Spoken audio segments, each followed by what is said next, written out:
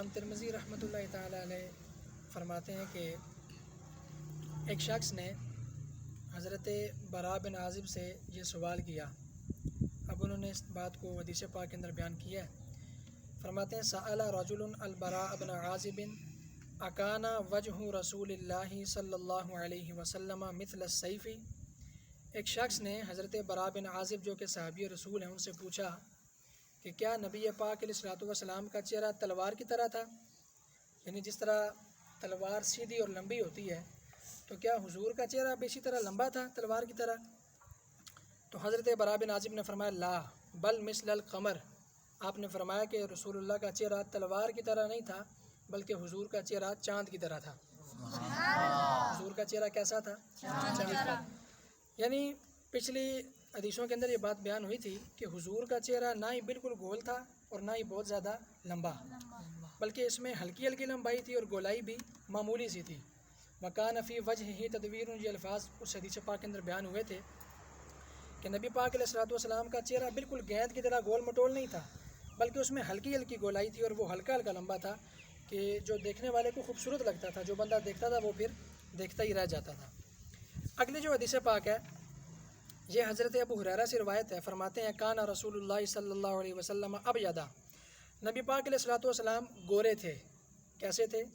گورے، سفید رنگ والے تھے. اور سفید رنگ سے مراد جیسے چونے کا رنگ ہوتا ہے ویسا نہیں، بلکہ سفید رنگ سے مراد یعنی ایسا حضور کا سفید رنگ تھا کہ جس کے اندر سرخی ملی ہوئی تھی.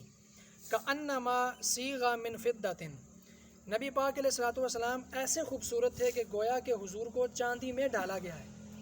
گویا کہ حضور کو چاندی میں، یعنی جس طرح چاندی خوبصورت ہوتی ہے اس طرح نبی پاک علیہ الصلوۃ والسلام کا چہرہ خوبصورت تھا. بالکل سیم ٹو سیم چاندی کی طرح نہیں. کأنما، کأنا یہ حروف مشبہ بالفعل میں سے ہے اور اس کا مطلب ہوتا ہے گویا کے، یعنی گویا کہ حضور کو چاندی میں ڈالا گیا ہے. اب کأنما یہ درس نظامی والوں کے لیے بات ہے، اس کے ساتھ حرف ما استعمال ہوا ہے تو یہ آپ کو پتہ ہے ما کافہ ہے. اور آپ نے یہ قاعدہ پڑھا ہے کہ جب حروف مشبہ بالفعل کے ساتھ ما کافہ استعمال ہو تو پھر اس صورت میں یہ فعل پر بھی آ سکتے ہیں. تو کأنما صیغہ، یہ صیغہ فعل مجہول کا صیغہ ہے ماضی کا. تو کأنما صیغ من فضۃ، گویا کہ رسول اللہ کو چاندی میں جو ہے وہ ڈھالا گیا ہے.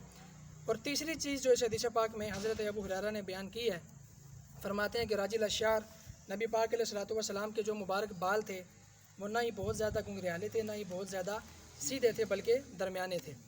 اگلی حدیث پاک بڑی پیاری حدیث پاک ہے، بڑی توجہ کے ساتھ سننے والی. حضرت جابر بن عبداللہ رضی اللہ تعالیٰ عنہ آپ اس حدیث پاک کو بیان کرتے ہیں.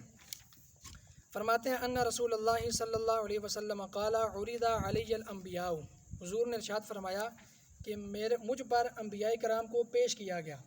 اب یہ حضور پر جو انبیاء کو پیش کیا گیا تو حاشیے میں اس کی دو صورتیں لکھی گئی ہیں کہ یا تو خواب کے عالم میں حضور کی بارگاہ میں انبیاء کرام پیش کیے گئے، یا پھر جب نبی پاک علیہ الصلوۃ والسلام معراج کی رات آسمانوں کی سیر کے لیے تشریف لے کر گئے تو اس موقع پر تمام انبیاء کرام کو حضور کی بارگاہ میں پیش کیا گیا.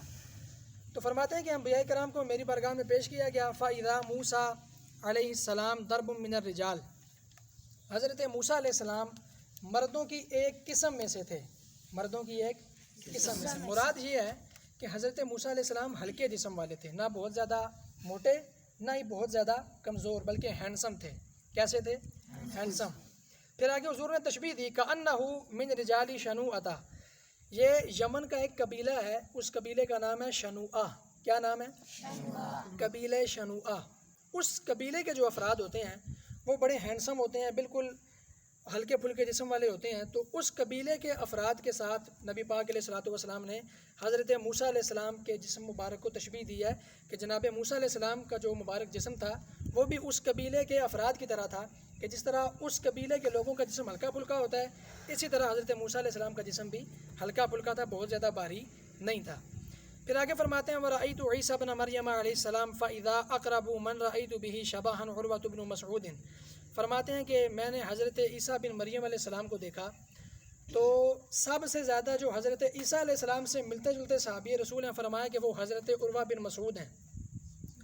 حضرت عروہ بن مسعود جو صحابی رسول ہیں فرمایا کہ ان کی جو شکل ہے یہ حضرت عیسیٰ علیہ السلام سے ملتی جلتی ہے.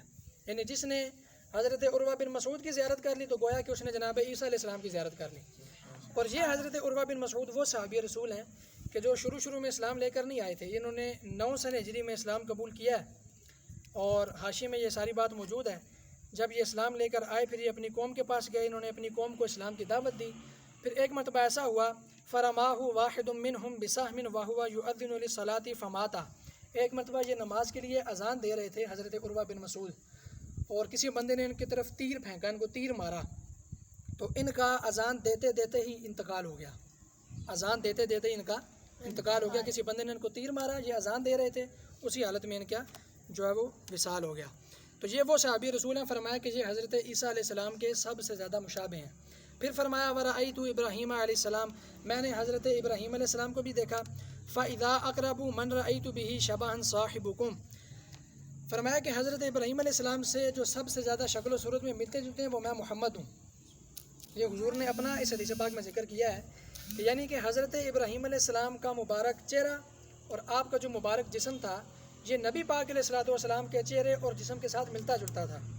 پھر آخر میں بیان فرمایا کہ ورأیت جبریل علیہ السلام، میں نے حضرت جبریل علیہ السلام کو بھی دیکھا، فَإِذَا أَقْرَبُ مَنْ رَأَيْتُ بِهِ شَبَهًا دِحْیَةُ، فرمایا کہ صحابہ کرام میں سے حضرت دحیہ کلبی، یہ ایک صحابی رسول تھے، ان کا نام کیا تھا؟ حضرت دحیہ کلبی۔ کیا نام تھا؟ دحیہ کلبی۔ فرماتے ہیں کہ حضرت جبریل علیہ السلام کے جو سب سے زیادہ مشابہ صحابی رسول ہیں وہ حضرت دحیہ کلبی ہیں۔ یعنی نبی پاک علیہ الصلوۃ والسلام کی بارگاہ میں جب حضرت جبریل علیہ السلام وحی لے کر آتے تو وہ انسانی شکل میں آتے تھے۔